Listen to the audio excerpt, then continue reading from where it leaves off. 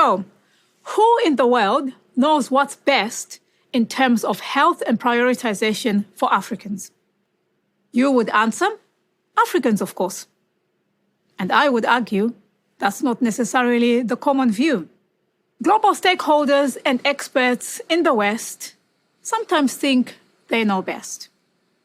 During the early stages of the pandemic, several global health experts and stakeholders in the West lined up to predict that Africa was going to suffer heavily in terms of COVID-19 related disease and death.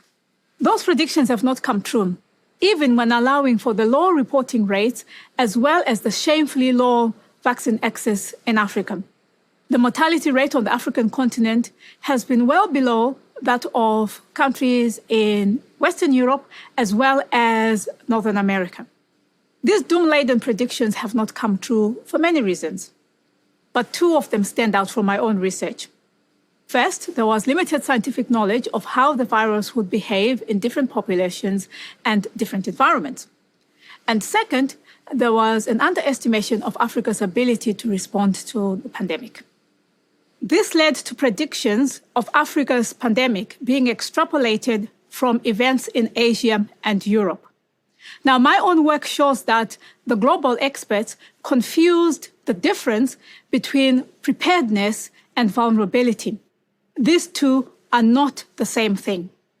To avoid this predicted fate, Africa followed the global stampede into wholesale lockdown. Ironically, the global trend has been for the more developed countries, such as the US and the UK, to often be more hard hit by the pandemic.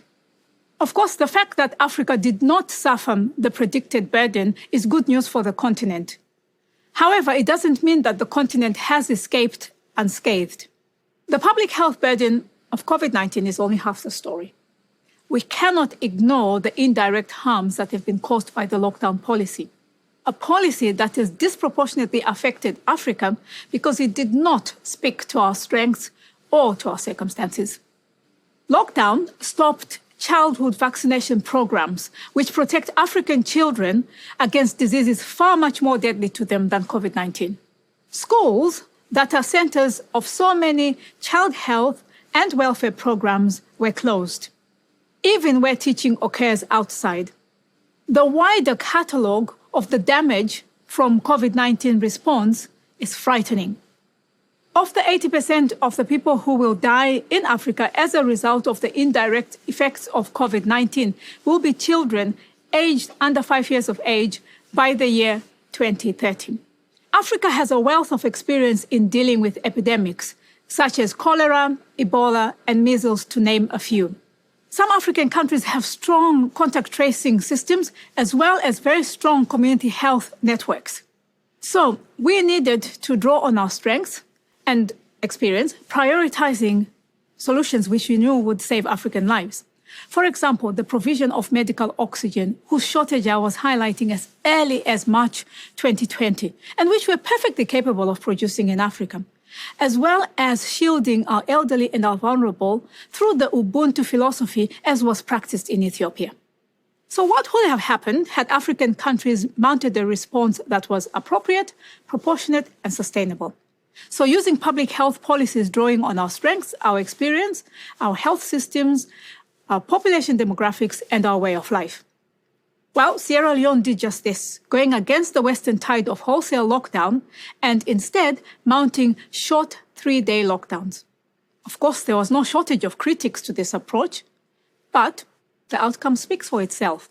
So the mortality rate in Sierra Leone has been on the low side even in Africa. The impact on the non-COVID-related hospital usage has been half that of the global average. And finally, the World Bank has just revised the country's economic growth for 2021 upwards. This clearly demonstrates that the solutions to Africa's health problems must be homegrown and they must be led by Africans. I am helping to come up with those solutions through my research work on infectious diseases here.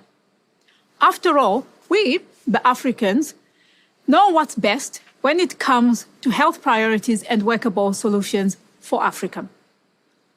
On that note, I wish you good health and thank you.